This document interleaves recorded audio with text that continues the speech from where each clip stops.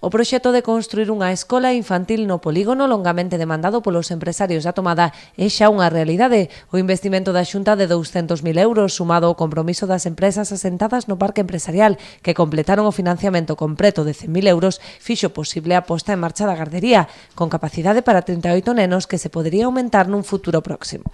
Esta magnífica instalación, como ustedes ven, diáfana, luminosa, abierta y que la hemos construido con el ánimo incluso de crecer, que sea modular para que en el futuro próximo, más pronto que tarde, podamos ampliarla en función de las demandas que tengamos, que probablemente por nuestros cálculos realmente será más pronto que tarde.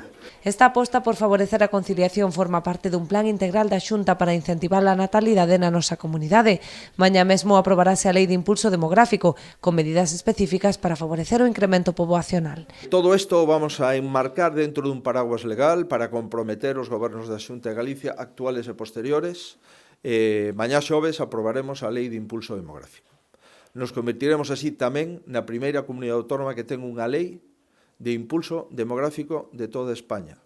E seremos unha das poucas rexións europeas que a nivel autonómico teñamos a nosa propia lei.